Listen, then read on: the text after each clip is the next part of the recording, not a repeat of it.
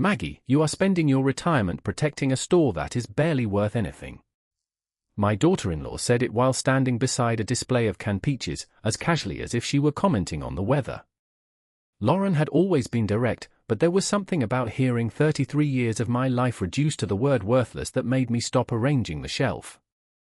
I looked across Bennett's Corner Market, at the faded green awning visible through the front windows, the old wooden counter Robert had refinished himself, and the refrigerator cases that hummed louder than they probably should have.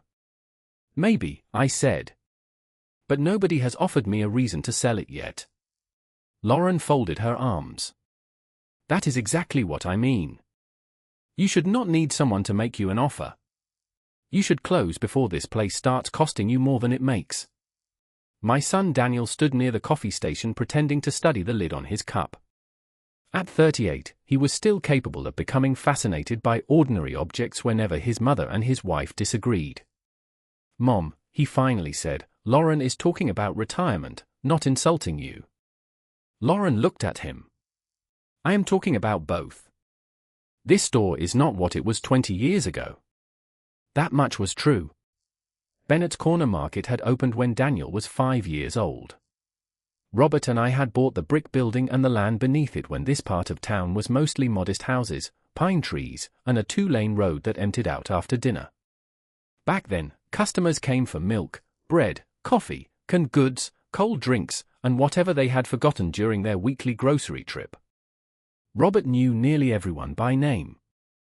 I knew who preferred paper bags and who always bought their lottery ticket on Friday. The neighborhood had changed since then. The road outside had been widened. New apartment buildings stood less than a mile away. A pharmacy had opened across the intersection, followed by a medical office complex and 2 coffee shops that charged more for one drink than Robert and I once charged for an entire lunch. Bennett's Corner Market had changed less gracefully. The floors were clean but old. The shelves did not match because we had replaced them at different times. The handwritten weekly specials near the register probably looked ancient beside the digital signs appearing everywhere else. But the store still paid its bills. It still produced income. Most importantly, I owned it. Robert and I had made the final mortgage payment 11 years earlier, 2 years before he became ill. He had kept the cancelled payment statement in the office drawer like it was a family photograph. Lauren walked toward the front windows and looked outside. Look around, Maggie. Everything out there is becoming more valuable because people are building something new. This place is standing still. I followed her gaze. Across the road, temporary fencing surrounded several acres that had once held a tire shop, a small house, and an empty field. The house was gone now. So was the tire shop. Heavy equipment had appeared earlier that week, although nobody had told me exactly what was being built. Standing still is not always the same as losing value, I said. Lauren gave me the patient expression people sometimes use when they think age has made someone sentimental. I just do not want you spending the next 10 years behind this counter because you think you owe Robert something. That landed differently. I set down the pricing labels in my hand. Your father-in-law never asked me to spend my life preserving a grocery store. Daniel finally looked up. Then why keep doing it? It was a fair question. I was 64. I could close at 5 instead of 7. I could take a trip without arranging employee schedules. I could sleep through Saturday morning instead of opening at 7:30. There were days when retirement sounded wonderful. But wanting fewer working hours and wanting to surrender an asset were 2 different things. Robert had understood that distinction better than anyone. When we first considered opening the store, I wanted to lease a storefront closer to downtown. Robert refused. He said if we were going to spend 30 years building a business, he wanted us to own the ground underneath it instead of paying somebody else rent forever. At the time, I thought he was being stubborn. Years later, I understood he had been patient. I keep it because it still works for me, I told Daniel. When that changes, I will make another decision. Lauren sighed. I wish you would at least talk to somebody about what it is actually worth. I know what the business earns. That is not what I said. I almost smiled. For once, Lauren had accidentally arrived at the point I had been thinking about for months. I knew what the business earned too. I knew the cost of utilities, insurance, inventory, payroll, maintenance, property taxes, and every refrigerator repair I had paid for during the previous decade. What I did not know was why 3 neighboring properties had changed hands during the past 18 months, or why survey crews had begun appearing near the intersection. Lauren saw an old store surrounded by newer buildings. I saw almost 8/10 of an acre at a corner that had become busier every year since Robert and I bought it. Neither of us knew exactly what that meant yet. Lauren and Daniel left shortly before 4.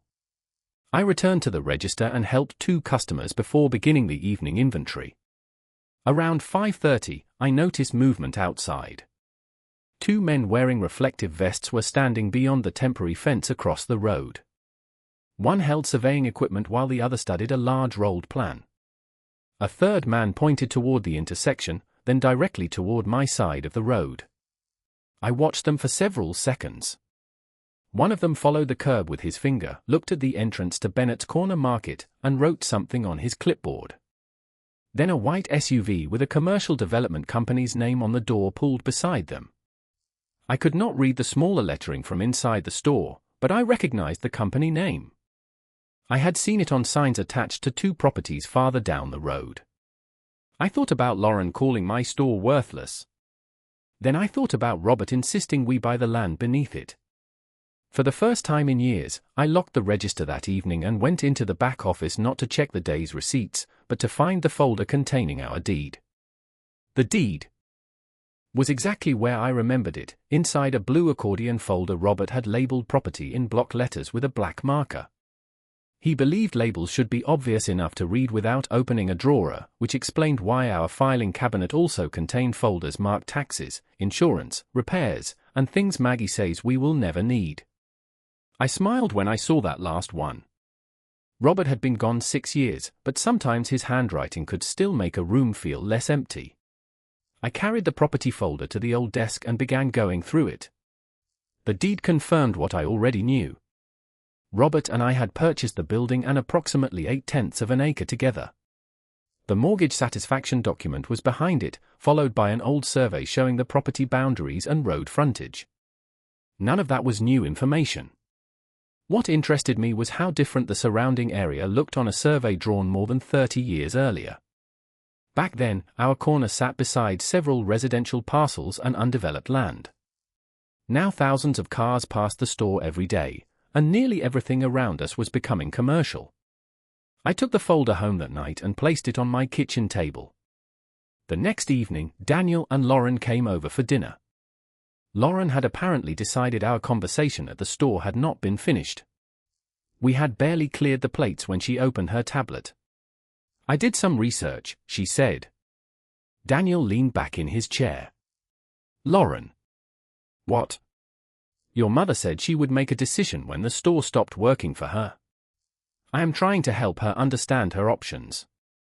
I poured myself more coffee. "All right. What did you find?" Lauren turned the tablet toward me. She had looked at commercial listings in the area and found several older buildings for sale. Some were larger than mine. Others were in worse condition. "Based on what I found, I think you could probably sell the building for $350,000, maybe $400,000 if someone really wanted the location." Daniel glanced at me, apparently waiting for my reaction. "And what about the land?" I asked. Lauren hesitated.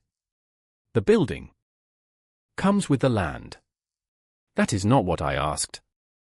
I included the property." "How?" She looked at the screen again. "Comparable commercial listings." "Comparable in what way?" Lauren's expression tightened. "Maggie, I am not claiming to be an appraiser." "I know. I am asking because I am curious." Daniel gave me a look that suggested he knew I was being more than curious. Lauren explained that she had compared square footage, building age, and asking prices within several miles. She had even estimated what it might cost to update the store. Her research was not careless. That was what made the problem interesting. She had simply started with the assumption that whoever bought my property would want to keep using it as a small retail building. $400,000 would still be a good amount of money, she said. You could sell, invest most of it, and stop worrying about refrigeration systems and inventory. I am not worried about them. You complained about the dairy cooler last month. Complaining about a repair bill is one of the privileges of paying it. Daniel laughed before covering it with a cough. Lauren ignored him. What would it take for you to sell? I thought about the survey crew across the road. I do not know yet. That is what worries me. I think part of you believes selling means giving up something Robert built. Robert and I built it together. Exactly. And maybe that makes it difficult to see the property objectively.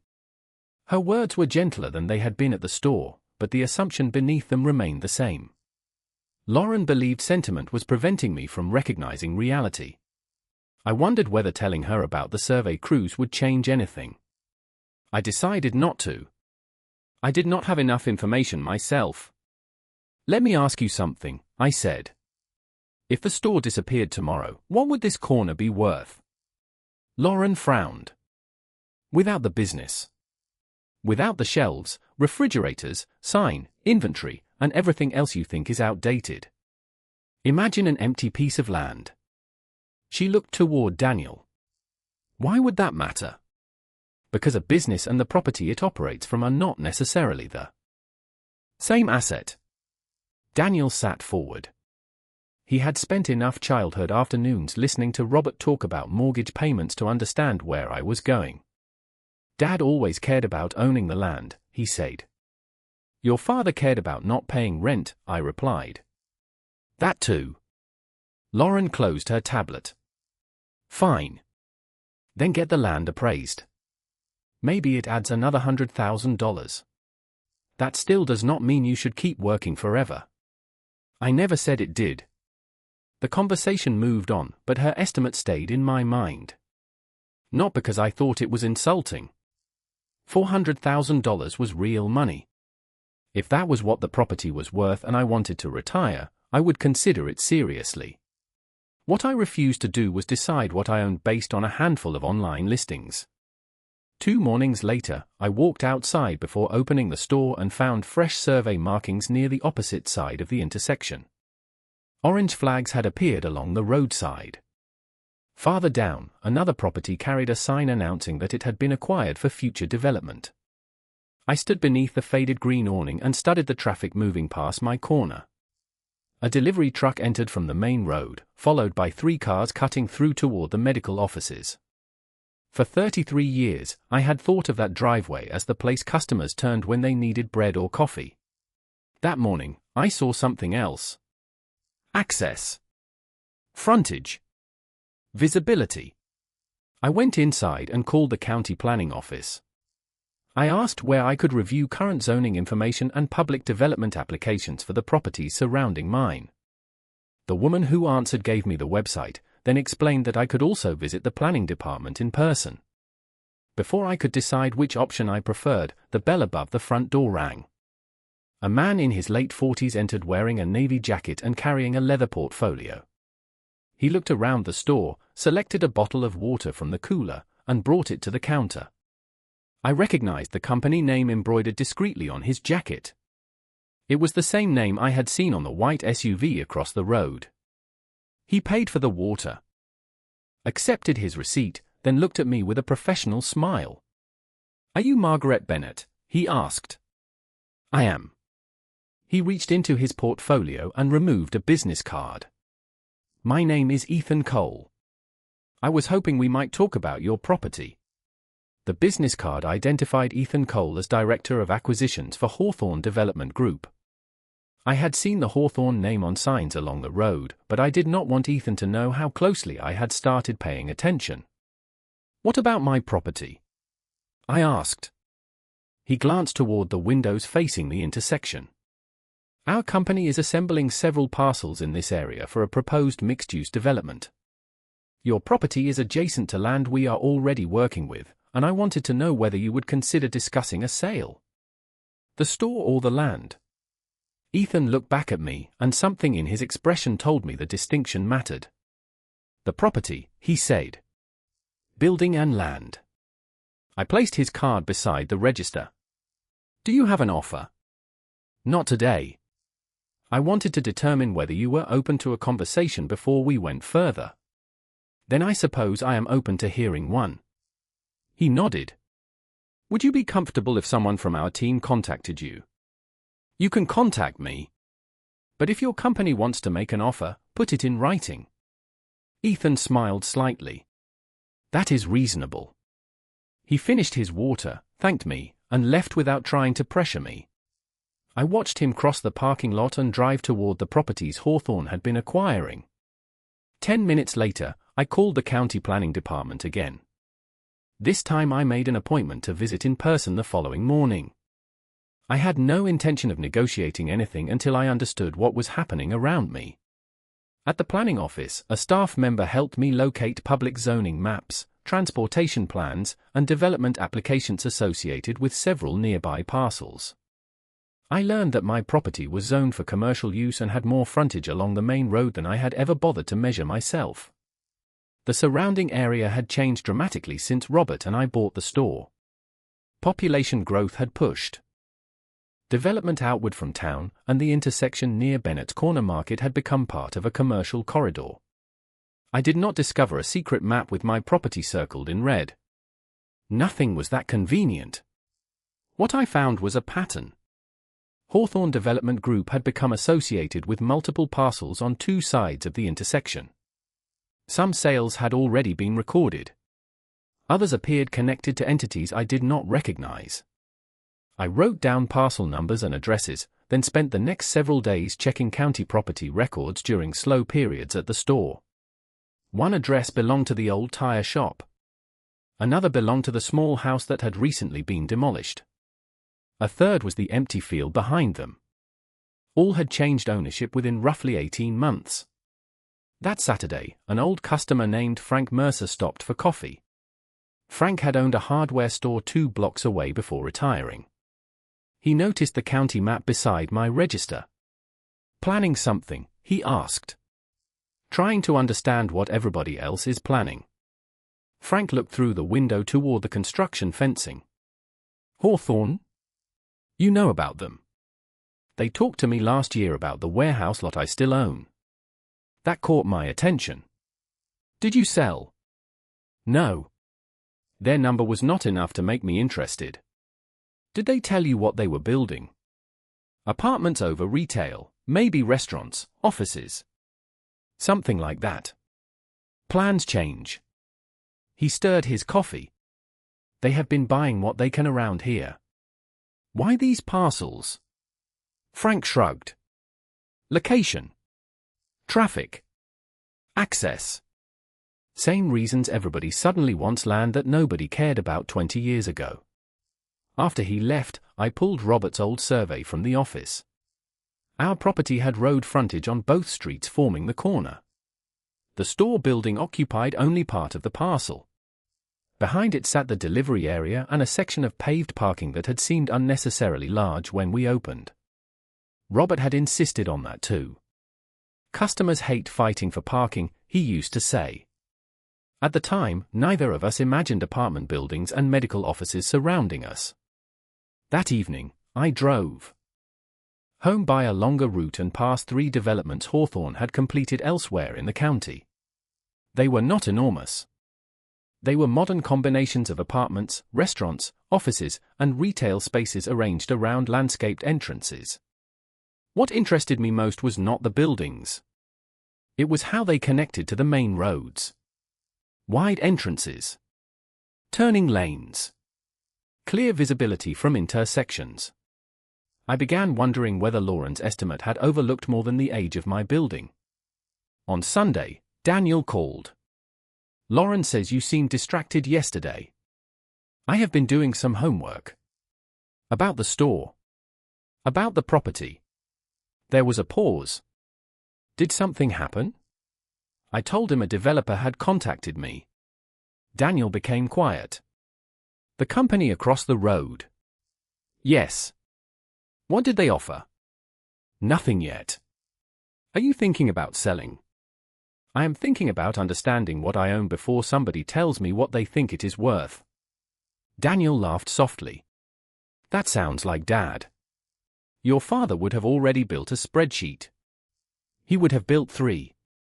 We both laughed, and for a moment I missed Robert so sharply that I had to look away from the paperwork. Before we ended the call, Daniel said something that stayed with me. Mom, whatever you decide, do not let Lauren or me decide it for you. I was not planning to. Monday afternoon, Ethan called. He asked whether I would meet with him later that week to discuss Hawthorne's interest. I agreed, but I told him I wanted more information about the proposed development before discussing a price. He said he could provide a general overview, although some details remained preliminary. After the call, I contacted a commercial real estate attorney whose name Frank had recommended. I explained that a developer had approached me about purchasing a property I had owned for more than 30 years. The attorney's first question was simple. Have they given you a number? Not yet. Good, she said. Before they do, let us figure out why they want your parcel. I looked through the front window at the intersection Robert and I had watched change one building at a time. For years, Bennett's Corner Market had been the destination. Now I was beginning to suspect the store itself might be the least important thing sitting on that corner. By Thursday morning, I had learned enough to know that I did not know enough to negotiate alone. The commercial real estate attorney Frank recommended was named Rebecca Sloan. She had practiced in the county for more than 20 years, and when I brought her the deed, Robert's old survey, the mortgage satisfaction document, and the notes I had made from county records, she studied everything without once telling me what she thought the property was worth. I appreciated that. Value depends on the buyer and the intended use, she said. An ordinary buyer looking for a small retail building may see one number. A developer assembling multiple parcels may see another. That is what I am trying to understand. Rebecca turned the survey toward me. You own roughly 8/10 of an acre at a signalized commercial intersection, with frontage on 2 public roads and existing access from the main corridor. That does not automatically make the property extraordinarily valuable, but it means we should not evaluate it only as an aging grocery store. I thought about Lauren's online comparisons. My daughter-in-law estimated around $400,000. That might be based on perfectly reasonable assumptions for a different type of buyer. The question is whether Hawthorne is that type of buyer. Rebecca suggested I also speak with a commercial real estate broker familiar with land transactions in the area. She gave me 2 names and told me not to sign a letter of intent, purchase agreement, option, confidentiality agreement, or anything else without letting her review it. Even if they tell me it is standard. I asked. Especially if they tell you it is standard. 2 days later, Ethan returned to Bennett's Corner Market. This time he did not pretend he had stopped in for water. He carried a portfolio and asked whether we could sit somewhere private.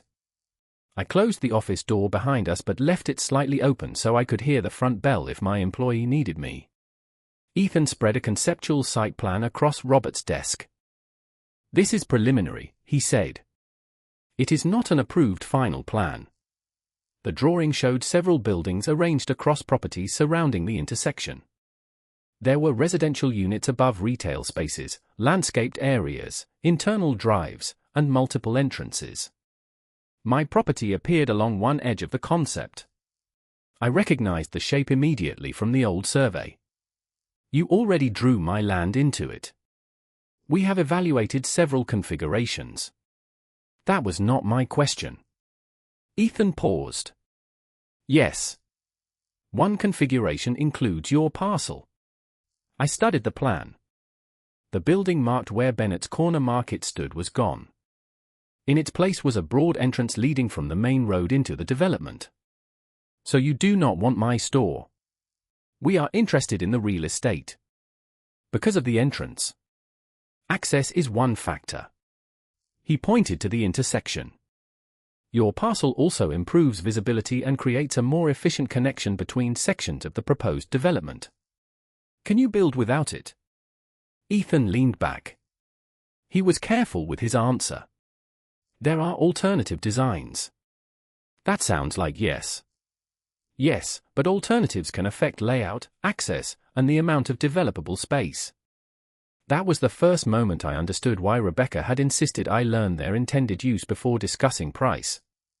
Hawthorne did not need my refrigerators, shelving, customer list, or faded green awning. They wanted the piece of ground Robert and I had bought when nobody thought the corner was special. "Have you purchased the tire shop property?" I asked. Ethan did not answer directly. "We have control of several nearby parcels. And the empty field behind it. Some acquisition information is confidential." "Fair enough." I folded my hands. "Then let us talk about what is not confidential. What do you want from me?"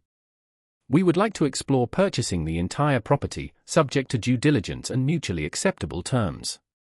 "And what are you offering?" Ethan did not produce a check or slide a dramatic number across the desk. Instead, he said Hawthorne was preparing a written proposal and wanted to confirm I was genuinely willing to consider selling. "I will consider any serious written offer," I said. "But I am represented by an attorney now. Rebecca Sloan. Once you send something, she will review it." Ethan's expression did not change, but I noticed he wrote Rebecca's name down. "That is completely appropriate." Before leaving, he asked whether I had a timeline for retirement. "No." "Would remaining open for a transition period matter to you?" "It might. We can discuss possession timing if negotiations progress." After he left, I stood behind the counter and looked at the store differently. Nothing had physically changed. The same refrigerator hummed. The same bell rang when customers entered. Mrs. Watkins still bought 2 newspapers every Thursday even though she complained both were too expensive. Yet on Ethan's site plan, the place where I was standing had become an entrance road. That afternoon, Daniel called and asked how the meeting went. I told him Hawthorne was preparing an offer. "Did they give you any hint?" "No. Lauren thinks if they offer $500,000 you should take it." I laughed before I could stop myself. "Of course she does. She is trying to be helpful." "I know. She also found a retirement community 20 minutes from us." "Daniel." "I told her not to send you the brochure." "Thank you." He hesitated. "Are you actually thinking about selling now?" I looked around the office. Robert's old coffee mug still held pens beside the telephone. "For the right terms, yes." Saying it aloud surprised me. I had always assumed the hardest part would be deciding whether I could let the store go. Instead, the decision felt almost practical. Bennett's Corner Market had done what Robert and I built it to do. It had paid our bills, helped raise Daniel, employed neighbors, survived recessions, repairs, chained stores, and Robert's absence. Selling it would not erase any of that. The following Tuesday, an overnight envelope arrived at Rebecca's office from Hawthorne Development Group. She called me shortly after lunch. "Maggie, they sent an initial proposal." I lowered my voice even though nobody was standing near the register. "Is it serious?" "Serious enough that I want you to come in rather than discuss it over the telephone." That sounds ominous. Not ominous. Just important. I glanced through the front window toward the construction fencing across the road. "When?" "Tomorrow morning." After closing that evening, I found myself standing beneath the faded green awning again. Cars moved through the intersection in steady lines, headlights reflecting against the pavement. For 33 years, I had measured the value of Bennett's Corner Market in daily receipts, loyal customers, paid invoices, and the life Robert and I had built behind its counter. Hawthorne was measuring the same property in access, frontage, and development efficiency. Lauren had called it a worthless little store because she was looking at what was sitting on the land. I was finally beginning to understand that the people across the road were looking at the land itself. Rebecca had the proposal waiting on the conference table when I arrived the next morning, but she did not immediately hand it to me. Instead, she poured coffee and asked what number I expected to see. "Lauren thinks $500,000 would be generous," I said. Daniel has wisely stopped guessing. Rebecca smiled. And you? A week ago, I might have thought the same thing. Now I know enough to know the building is not what Hawthorne is buying. She nodded and slid the document toward me. The proposal was more complicated than a single purchase price. It included a due diligence period, environmental review, title examination, survey requirements, a proposed closing schedule, and language concerning when Hawthorne would take possession. I read everything before reaching the number. Their initial offer was $1,250,000. I read it twice. Then I looked at Rebecca. That is considerably more than $400,000. Yes. Does that mean I should take it? It means you should understand why they offered it. That answer was exactly why I had hired her. Rebecca explained that a developer's opening proposal could reflect many things, including comparable land values, project economics, acquisition strategy, and the cost of redesigning around a parcel they did not control. She had also spoken with a commercial broker who knew the corridor. His preliminary opinion was that Hawthorne's interest could justify a substantial premium over what an ordinary buyer might pay for the property as an existing neighborhood store. So $1,250,000 might still be low. I asked. It might be reasonable. It might be low. We need more information before deciding. I left her office without accepting, rejecting, or countering. By lunchtime, Daniel knew Hawthorne had made an offer because I had told him there was now something serious to evaluate. I did not tell him the number. That evening, he and Lauren arrived at my house carrying takeout from the Italian restaurant near their neighborhood. I suspected the food was less about dinner than curiosity. Lauren lasted approximately 7 minutes. So what did they offer? She asked. Enough for me to hire professionals before answering. More than $500,000. I took a bite of baked ZT. Why is $500,000 suddenly your magic number? Because that would already be more than I expected. That is not how property negotiations work. Lauren set down her fork. Maggie, I am not trying to take over. I am trying to make sure you do not lose a good opportunity because you are emotionally attached to the store. There it was again. Emotion. As though every year beyond 60 came with an invisible warning label telling younger relatives that ordinary caution might actually be confusion. Lauren, if someone offered you $50,000 for your car tomorrow, would you accept because it was more than you expected? That depends on the car. Exactly. You would first find out what you owned and what replacing it would cost. Daniel nodded slowly. Mom has a point. Lauren gave him a look. I know she has a point. I just do not understand why this has to become complicated. Because the buyer has plans for the property that make it more useful to them than it might be to someone else, I said. That matters. Lauren leaned back. So what are you going to do with the money if you sell? I looked at her for a moment. There is no money. I mean, eventually. There is an offer. I have not accepted it. Nothing has closed. Nobody has paid me anything. I know that. I was only thinking ahead. Then she began listing possibilities anyway. I could buy a smaller house closer to Daniel. I could invest for retirement. I could travel. I could replace my 12-year-old sedan. Every suggestion was sensible by itself, but something about hearing another person allocate money from property I still own bothered me more than I expected. Lauren, I said, an offer is not money until I decide it is enough to give up what I own. The room became quiet. Daniel looked down at his plate. Lauren's expression softened. I did not mean to make it sound like the decision was mine. I know. But you have been talking about this store as if closing it is the obvious answer and selling it is simply a matter of accepting whatever somebody puts in front of me. Because I want you to enjoy retirement. Then trust me enough to decide what retirement should cost. She nodded, and for the first time since this started, she did not argue. The next afternoon, Rebecca called with information from the broker. He had reviewed recent commercial land transactions, zoning, road access, and nearby development activity.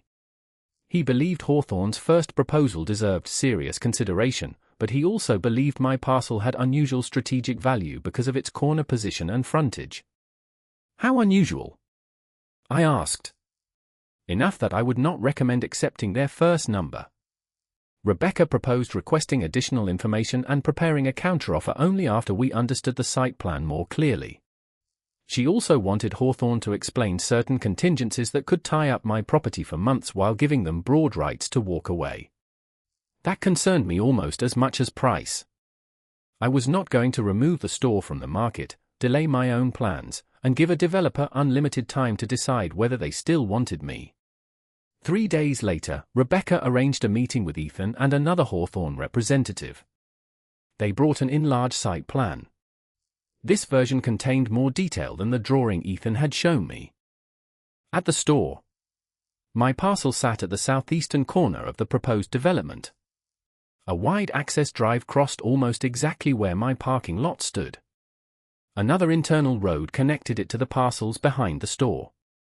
I traced the lines with my finger. If you do not buy my property, where does this entrance go? Ethan exchanged a glance with his colleague. We would have to revise the plan. How much? That depends on engineering and transportation approvals. Rebecca spoke before I could. But the current configuration is preferable. Ethan nodded. Yes. I looked again at the map. For the first time, I could see the entire pattern. Hawthorne had not offered more than $1 million because they admired Bennett's corner market. They were offering it because owning my corner solved a problem. And if my land solved a problem worth that much in their first proposal, I wanted to know what that problem was actually worth before I gave them the answer. The question stayed with me long after the Hawthorne representatives packed away their site plan. Rebecca did not rush to fill the silence after they left.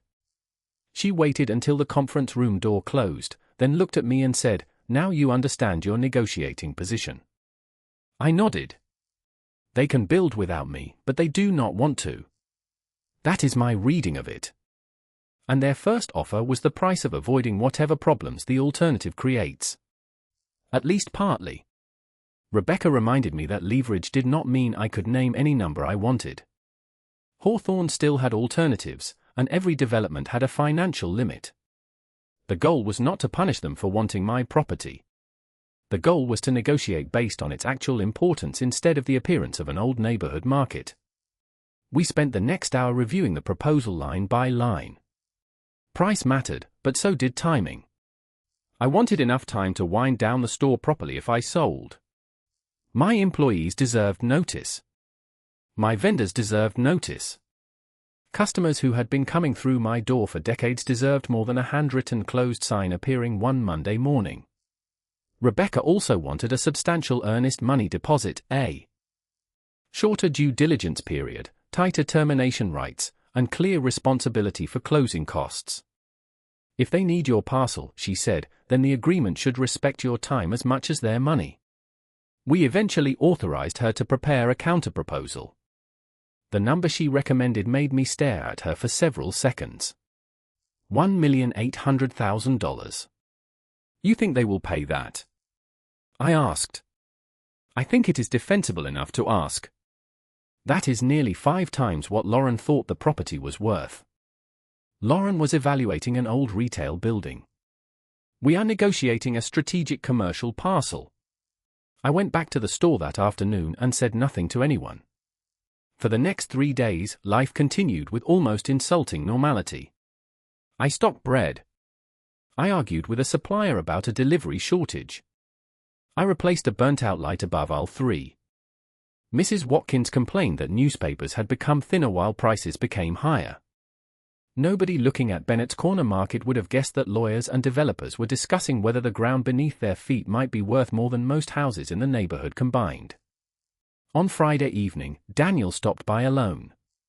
He helped me carry 2 boxes of canned goods from the stockroom and finally asked, "Did you counter?" Rebecca sent something yesterday. Can I ask how much? I considered it, then told him. Daniel stopped walking. $1,800,000. That is what we asked. Mom, are you serious? Very. He set the box on the counter. What did they say? Nothing yet. He ran a hand over his face and laughed softly. Lauren is going to fall out of her chair. Then perhaps we should let her remain seated when she hears it. Daniel became serious again. Do you think she hurt you when she called this place worthless? I looked around the store. Yes. He lowered his eyes. I should have said something. Probably. I am sorry. I appreciated that he did not make excuses. Lauren was looking at the store through the wrong lens. So was I, in some ways. I knew the land mattered, but until Hawthorne appeared, I had never asked what this corner had become. Daniel rested both hands on the counter Robert had refinished decades earlier. Dad would have loved this. Your father would have tried to negotiate directly and driven Rebecca crazy. Daniel smiled. That sounds right. Monday passed without an answer. Tuesday passed too. By Wednesday morning, I started wondering whether our counter had pushed Hawthorne toward its alternative design. Rebecca told me not to interpret silence. Developers run numbers, she said. Let them run theirs. Late Thursday afternoon, Ethan walked into the store again. He was alone this time. I thought everything was going through the attorneys, I said. It is. I am not here to negotiate around Rebecca. He bought a coffee and stood near the register. I wanted to see the property again. You have seen it several times. Not like this. He looked toward the parking lot, then through the side windows facing the secondary road. Our transportation consultant finished another access analysis. I waited. Your attorney will receive a revised proposal tomorrow. That sounds promising. I cannot discuss the number before it is formally delivered. Then we will not discuss the number. Ethan smiled. Before leaving, he paused near the door. Mrs. Bennett, I hope you understand that our interest is serious. $1,250,000 already told me that. His smile disappeared for half a second, and I knew I had reminded him that I was no longer impressed simply because the first number was large. The revised proposal reached Rebecca shortly before noon the next day. She called immediately. Hawthorne had increased the purchase price to $1,600,000. They had also accepted several of our requested changes, including a larger earnest money deposit and a shorter due diligence period. I sat in the back office with the telephone against my ear and stared at Robert's old photograph on the shelf. $1,600,000. I could retire comfortably. I could invest conservatively. I could travel. I could help Daniel if I chose to. More important, I could leave the store on my own terms. What do you think? I asked Rebecca. I think they moved $350,000 in one response. That tells us something. That they want the property. Very much. Would you accept? It is not my property. I smiled. That is why I trust you. She suggested one final counter focus not only on price but also on transition time. I wanted 6 months after closing before surrendering possession, giving me time to close Bennett's corner market properly. Hawthorne wanted 90 days. Rebecca believed there was room between us. That Sunday, Daniel and Lauren came for dinner again. This time I decided they should know where things stood. When I told them Hawthorne's revised offer, Daniel became silent. Lauren stared at me as if she had misheard. $1,600,000, she finally said. Yes. For the store. I held her gaze. No, Lauren. That is the lesson here. They are not offering $1,600,000 for my little store. They are offering it for something you never bothered to see. Lauren did not answer immediately. For once, she had no comparison, no retirement suggestion, and no online listing ready to support her point. She looked down at the dining table, then back at me. The land, she said quietly. The location, I replied. The frontage, the the access, the corner, and the fact that Hawthorne has already assembled much of what surrounds it. Daniel leaned forward. So they need your property for the entrance shown on their plan. Need is probably too strong. Rebecca says they have alternatives. But their preferred design works better with my parcel. Lauren shook her head slowly. I really thought it was just an old neighborhood store. It is an old neighborhood store. You were not wrong about that part. But I was wrong about what it was worth. You were wrong about what they were buying. The distinction mattered to me. I did not want the evening to become a victory lap at Lauren's expense. She had underestimated the property, but I had spent most of my life thinking about Bennett's Corner Market as a business too. The difference was that when circumstances changed, I had taken time to learn before making a decision. Lauren had reached her conclusion first and looked for evidence afterward. I owe you an apology, she said. Daniel glanced at her, but she continued before he could speak. Not because the offer is large. I owe you an apology because I talked to you as if you were holding on to the store because you could not separate memories from money. I thought I was being practical. You were trying to help. I was also being condescending. That surprised me enough that I smiled. A little. More than a little. I was trying to be generous. Lauren laughed, and some of the tension finally left the room. Then she asked the question I had been asking myself since Rebecca called. Are you going to take the $1,600,000? Not yet. Her eyes widened. After everything I just said, I am going to be very careful about my next sentence. Daniel laughed. That would be wise. I explained that Rebecca believed Hawthorne still had room to move and that the transition terms mattered almost as much as the final price. I was willing to sell now. That part had become clear. But I was not willing to close the store as though 33 years of work could be packed into boxes over a weekend. The following morning, Rebecca sent our response. We proposed $1,750,000, a larger non-refundable portion of the earnest money after the due diligence period, and 5 months of continued occupancy after closing. Hawthorne answered 2 days later. They agreed to $1,700,000 and 4 months of occupancy, with utilities and insurance remaining my responsibility during that period. Rebecca called it a strong proposal. Could we push again? I asked. Probably. Should we? There was a pause. That depends on what you are trying to accomplish. Negotiation is not automatically improved by extracting the last possible dollar. You told me your priorities were fair value, certainty, and enough time to close the business properly. This gets you very close to all three. I appreciated that answer because it forced me to stop treating the negotiation like a scoreboard. $1,700,000 was more than I had imagined the property could command when Lauren first stood beside those canned peaches and called the store worthless. More important, Hawthorne had accepted terms that gave me control over how I left. Then let us accept it subject to the final contract, I said. The next several weeks were filled with inspections, title work, surveys, environmental review, and documents Rebecca translated into ordinary English whenever the language became too dense. Hawthorne's surveyor confirmed the boundaries shown on Robert's old records. The title search confirmed that I owned the property free of mortgage debt. Nothing dramatic appeared. There was no forgotten heir, hidden lien, or mysterious legal problem. Robert and I had simply done something remarkably ordinary 33 years earlier. We had bought a piece of land, paid for it month after month, and kept it long enough for the world around it to change.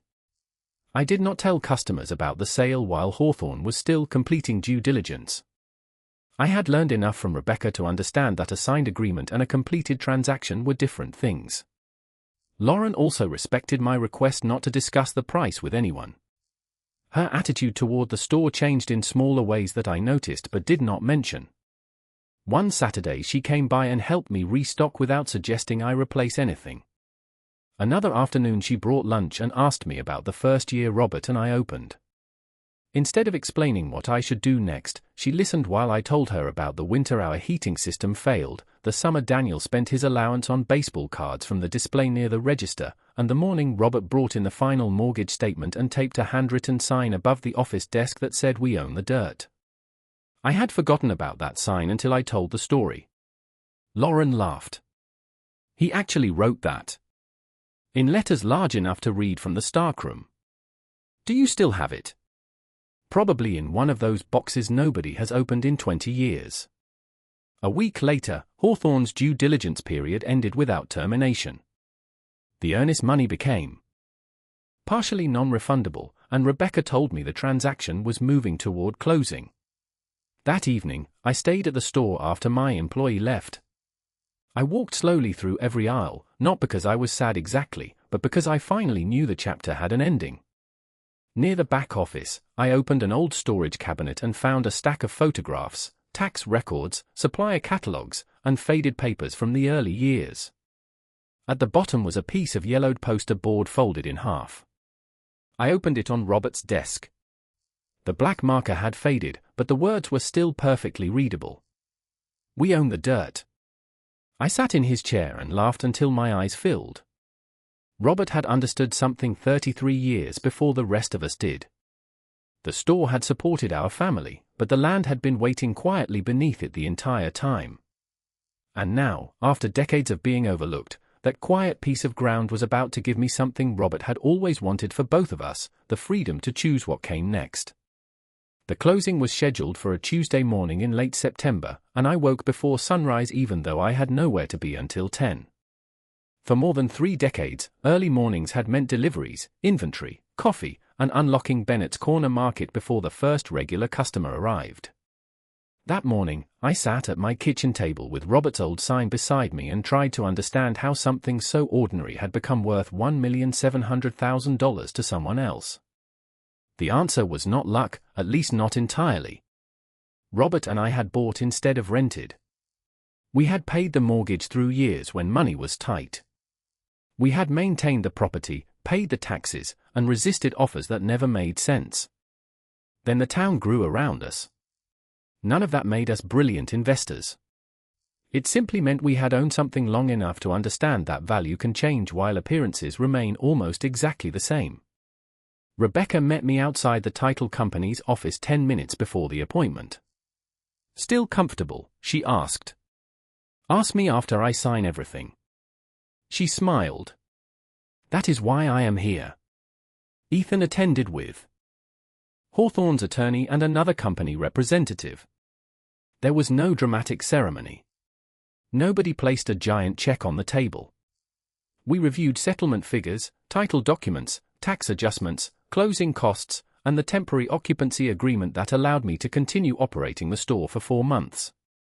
Rebecca stopped twice to clarify language before I signed. When the final documents were completed, Ethan extended his hand. "Congratulations, Mrs. Bennett." I shook it. "You are the one who bought an expensive driveway." He laughed. "A strategically important driveway. That sounds better in a development meeting." "Much better." By the following business day, Rebecca confirmed that the funds had been transferred according to the closing instructions. Only then did the transaction feel real.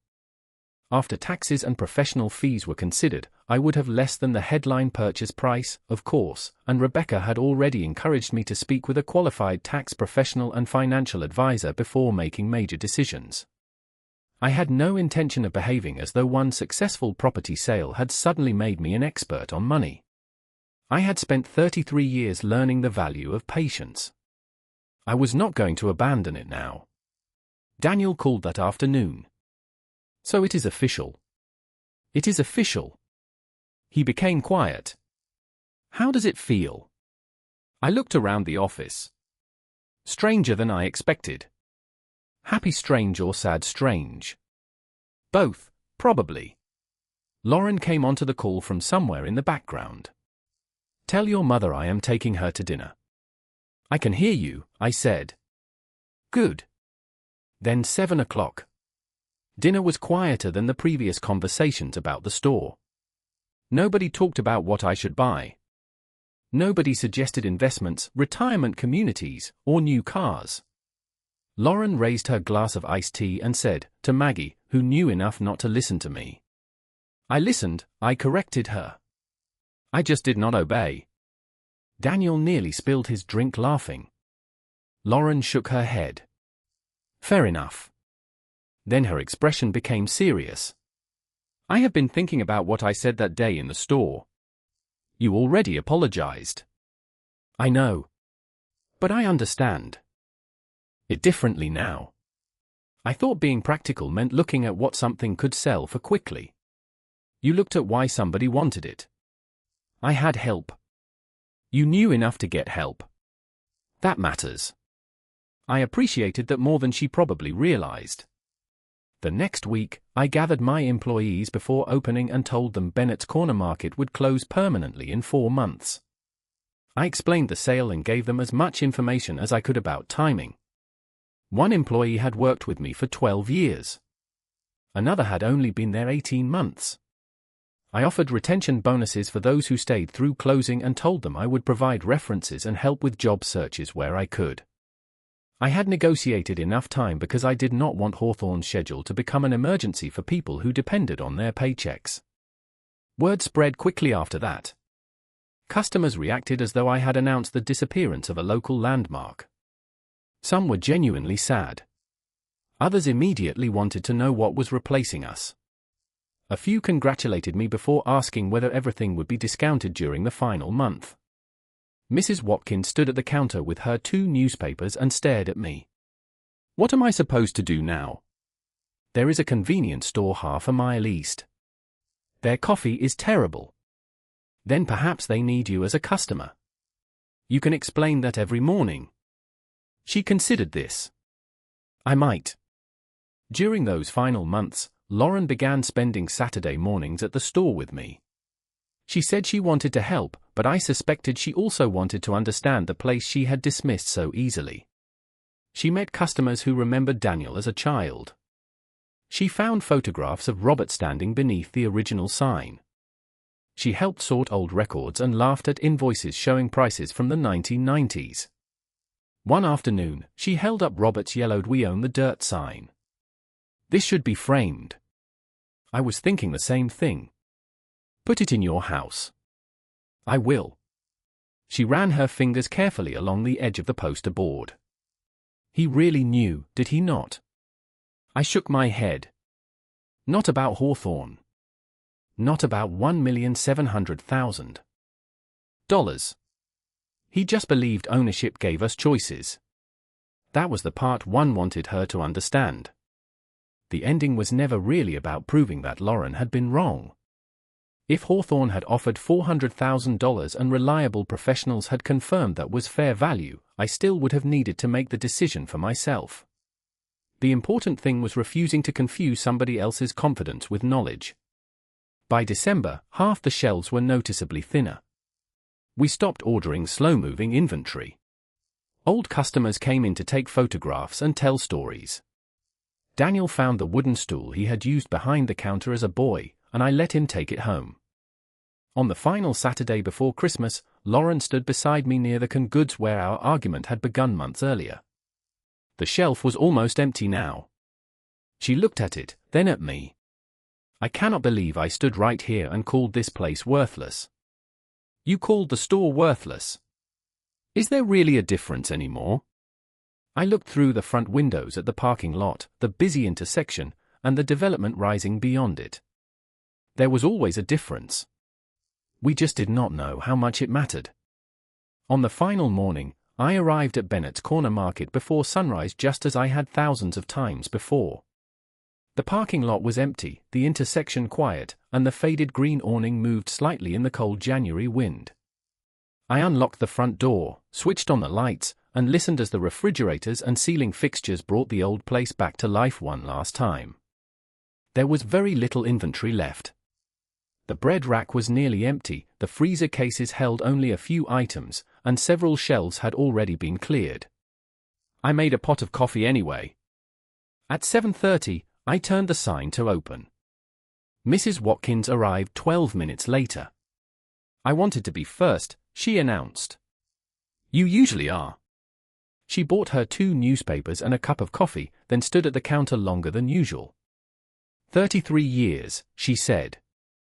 33 years and 4 months. You counted the months. I paid the electric bills. I counted everything. She smiled, squeezed my hand, and left without complaining about the price of either newspaper. By 9, customers were coming steadily. Some bought the few remaining products. Others came simply to say goodbye. People brought photographs, handwritten notes, and memories I had forgotten. One man reminded me that Robert had once opened early on Thanksgiving morning because his family had forgotten butter. A woman told me she had stopped at our store every morning during her first year teaching at the elementary school nearby because Robert always had fresh coffee waiting. None of those stories appeared on Hawthorne's valuation. They had no place in an appraisal or development budget. Yet they were part of what Bennett's Corner Market had been worth to me. Daniel arrived before noon, followed by Lauren carrying lunch. They stayed for the rest of the day. Daniel worked the register for an hour and immediately complained that I had never replaced the old stool. You took the good stool home, I reminded him. That was mine. Everything in here was apparently yours when you were 10. Lauren laughed while packing the remaining office supplies. Around 4, Ethan stopped by.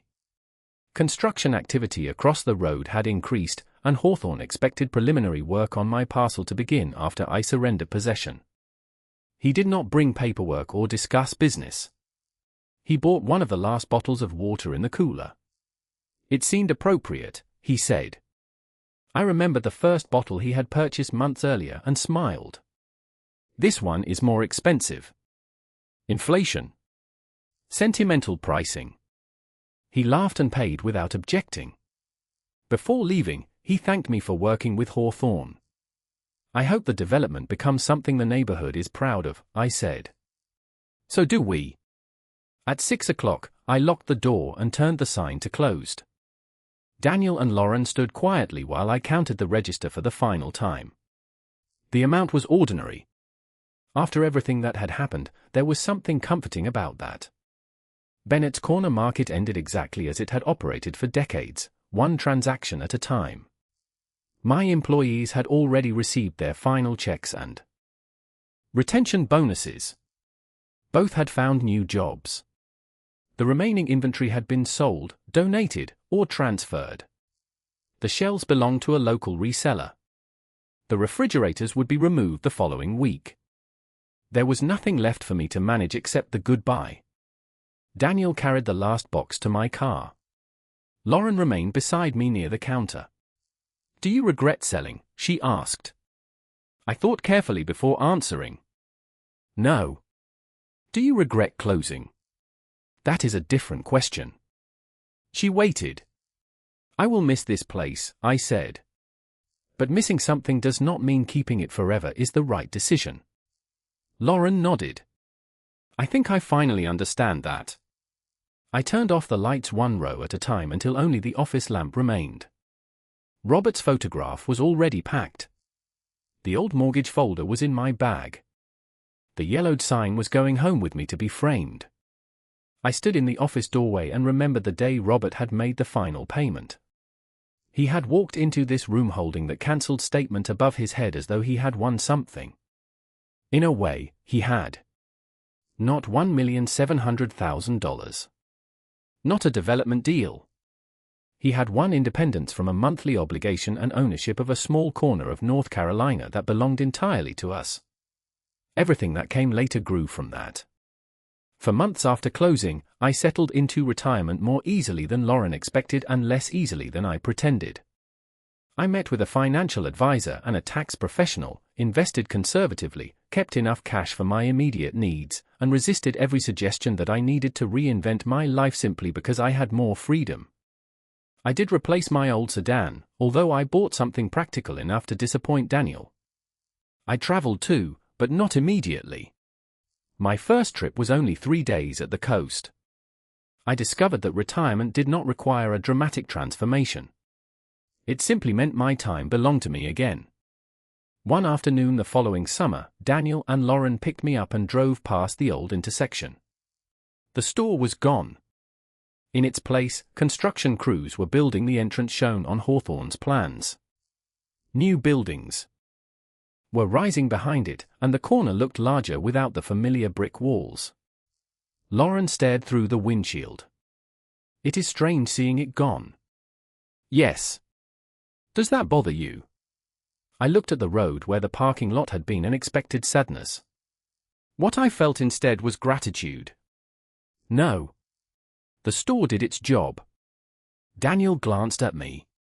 Dad would say the dirt did too. I laughed. Your father would never let us forget that. A few weeks later, Lauren gave me a framed piece of yellowed poster board.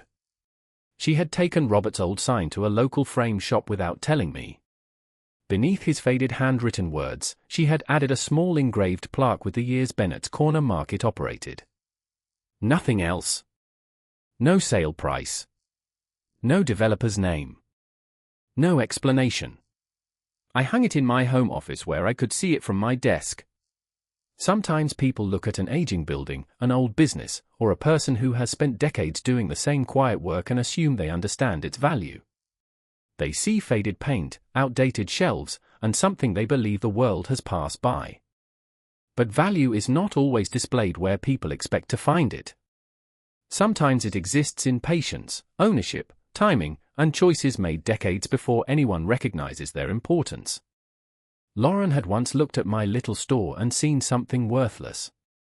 Hawthorne had looked at the same corner and seen something worth 7 figures. Robert had looked at it 33 years earlier and seen something simpler than either of them. He saw ground that could belong to us. In the end, that was the vision that mattered most.